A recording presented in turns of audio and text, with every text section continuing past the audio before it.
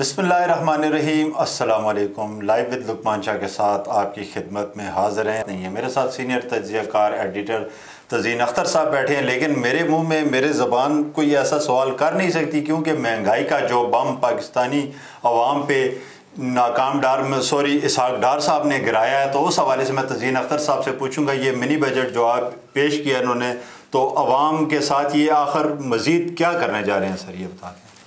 अवाम के साथ वही करने जा रहे हैं जो शहबाज शरीफ साहब ने कहा था कि मैं कपड़े बेच दूंगा। तो वो फिर अवाम के जो कपड़े जिनमें अब एक लंगोट ही रह गई है वो बेचेंगे, और उससे जो आमदनी होगी वो भी हुक्मरान जो हैं वो खाएं पिएंगे और फिर निकल लेंगे पतली गली से। यही होता आया है इस मुल्क के साथ। और आप क्या तवक्को रखते हैं इनसे? ये जो अपना नया जो बम इन्होंने वो एटम बम चलाया है महंगाई का, मिनी बजट की शक्ल में, आज इसहाक डार साहब बड़ी धुआंधार तकरीर कर रहे थे कौमी असम्बली में, और एक ऐसी कौमी असम्बली में जिसमें अपोजिशन है ही कोई नहीं। वरना अपोजिशन हो कोई, वो कोई तरमीम लाते हैं, वो कोई एहतजाज करते हैं, भाई वो आप तो बिल्कुल गलियां हो जान सुंजियां विच मिर्ज़ा यार फिर इसहाक डार जो है नाकाम। आपने कहा नाकाम डार, मैं कहता हूँ नाकाम तरीन डार। और ये तरीन जो है, ये तरीन का लफ्ज़ जो है, ये समझने वाले समझेंगे जो कि हिस्ट्री पाकिस्तान की जानते हैं शुरू से, कायद आज़म के दौर से और अयूब खान साहब के दौर से। ये तरीन जो है, ये तरीन हमारे साथ ऐसा चिमटा है कि ये बदतरीन हो गया है। हमें उम्मीद रहती है बेहतरीन की, लेकिन हमारे साथ बद से बदतर और बदतरीन हो रहा है। जहांगीर तरीन से लेके शौकत तरीन तक, और अब फिर नाकाम तरीन इसहाक डार जो है। अच्छा सर, सेल्स टैक्स तो इन्होंने 17 से 18 भी कर दिया, और लग्जरी अशरिया पे 17 से 25% ये टैक्स करने जा रहे हैं। उसके अलावा पेट्रोलियम मसनियात में भी 32% को इजाफा करने जा रहे हैं। तो ये चाहते क्या है? कोई ऐसा फार्मूला क्यों नहीं लगा लेते कि ये जो गरीब पिसा हुआ तबका ये एक ही दफ़ा मर जाए? ये चाहते हैं कि इनका आम अफराद के दरमियान आना जाना ख़त्म हो जाए, ये VIP बन जाएं सिक्योरिटी के नाम पे। ये चाहते हैं कि आवाम इनका जो भी नुमाइंदा बाहर आए, चाहे कोई MNA हो या चाहे मिनिस्टर हो, उसको जूते पड़ें और वो जूता क्लब में शामिल हो जाए।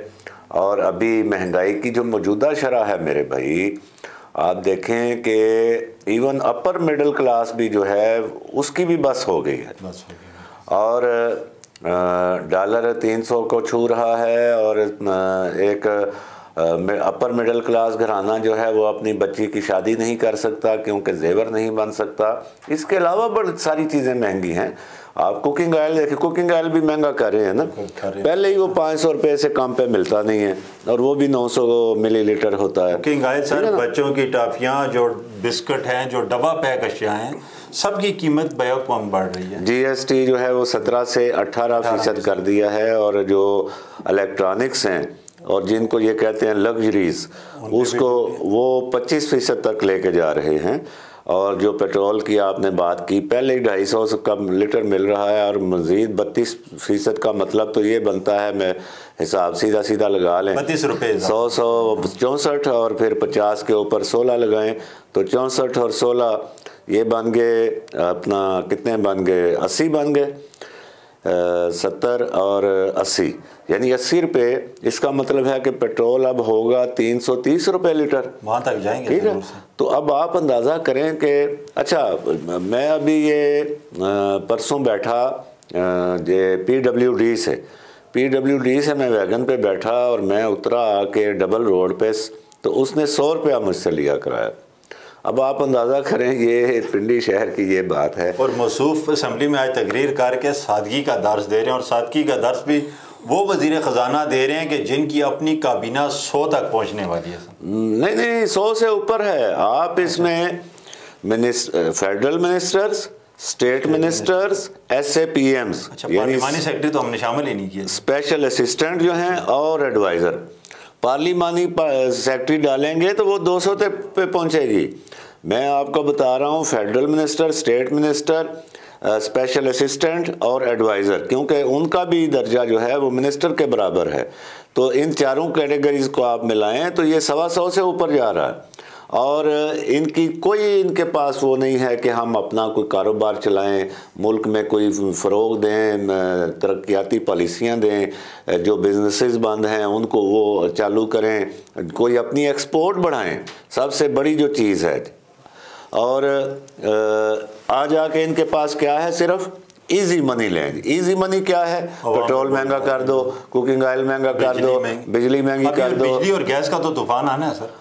अभी मेरे भाई ये लोग जो हैं ये इस मुल्क को, एक तो ये है ना कि लोग अपने बच्चों को मार के तो खुदकुशी करेंगे, दूसरा है कि बच्चे जो हैं वो वालिदैन अपने बच्चों को सड़क पे ला के साथ बोर्ड लगा देंगे, बच्चे बराए फ़रोख्त। इससे भी खौफनाक शक्लें हैं, और वो शक्लें हैं कि आपकी सड़कों के ऊपर ख़वातीन खड़ी होंगी जो अपने बच्चों का पेट पालने के लिए, अपना जिस्म फ़रोख्त करने के लिए तैयार होंगी। ये लोग ये चाहते हैं।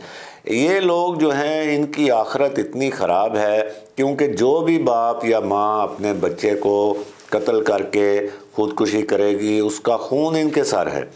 जो भी माँ अपने बच्चे को का दूध ख़रीदने के लिए, और दूध और दही भी आप 200 रुपये पे पहुँचाओ, सड़क पे आके खड़ी होगी, उसकी का वो जो गुनाह है वो भी इन हुक्मरानों के सर है।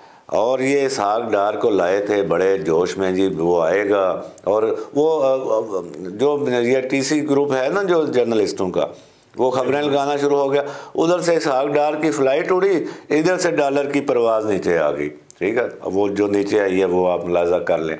और मुकदमे ख़त्म किए, सीधा लैंड किया मुल्ज़म, नैब के मुल्ज़म ने सीधा लैंड किया कि नैब में, सॉरी वज़ारत ख़ज़ाना में। ठीक है, और नतीजा आपके सामने आ जाके फिर वो मेरी जेब से निकलवा रहे हैं। इनको कोई परवाह ही नहीं है आवाम की, इनको कोई फ़िक्र ही नहीं है कि इस मुल्क में 10 साल पहले, 20 साल पहले लोग महंगाई के हाथों, इनका जो पिछला दौर था 2013 का, क्या हमें पता नहीं है? उसमें लोगों ने अपने बच्चों को कत्ल करके खुदकुशियाँ की, उसमें महंगाई का इतना शोर मचा हुआ था। तो अब ये मौजूदा लेवल भी जो है ये अपर मिडिल क्लास की पहुंच से भी बाहर है, और अब ये मजीद 170 इलेक्शन से भी इसीलिए सरफरार चाहते हैं कि क्योंकि आवाम को मुंह दिखाने की अब काबिल नहीं रही। देखें, ये इस मुल्क में मुकम्मल केओस, अनार्की, अफरा तफरी, इंतशार ये फैलेगा इस मुल्क में। अब आप अगर कहें कि कोई नज़्म ज़ब्त होगा तो ये हो नहीं सकता।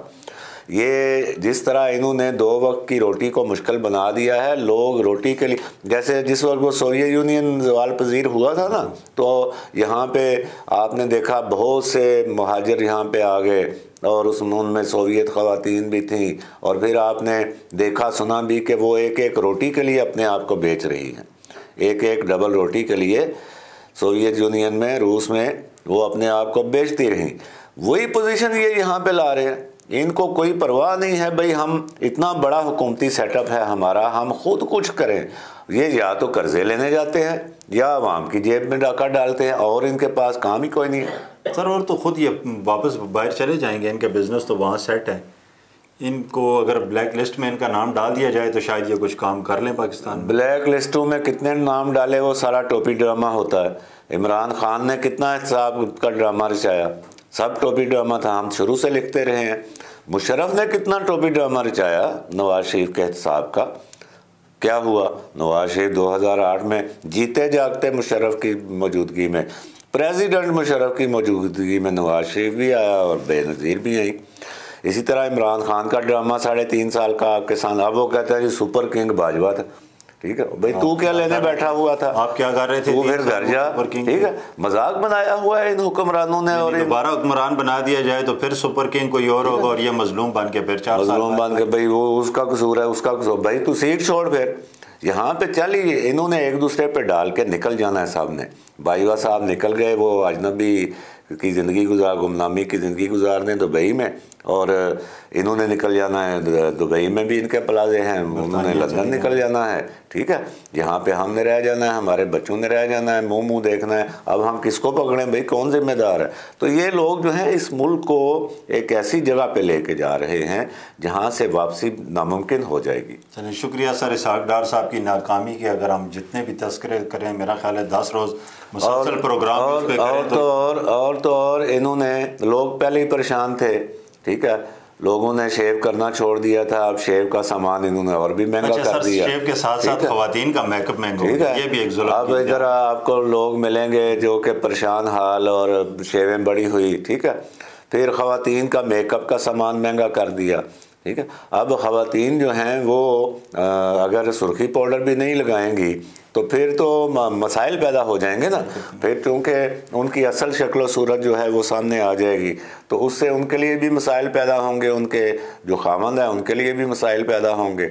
और फिर ये है कि अलबत्ता उसका एक फ़ायदा ज़रूर मुझे नज़र आ रहा है, वो ये कि वो लान तान खूब करेंगी फिर इन हुक्मरानों को, और मुमकिन है कि उनकी लानत मलामत जो है वो काम आ जाए और इनका कोई तिया पंचा हो, इनको कोई या तो अक्ल है, इनकी मत मारी गई है, या तो ये सीधे हों, या फिर इनका भी उसी तरह बेड़ा गर्क हो जिस तरह अवाम का इन्होंने बेड़ा गर्क किया। चलिए शुक्रिया सर, हमारे प्रोग्राम का वक्त ख़त्म हुआ। इसहाक डार साहब की नाकामियों पे अगर हम तसलसल से 1 महीना भी प्रोग्राम करते रहें तो फिर भी उनकी नाकामियाँ ज़्यादा हैं। हमें इजाज़त दीजिए, अल्लाह हाफ़िज़।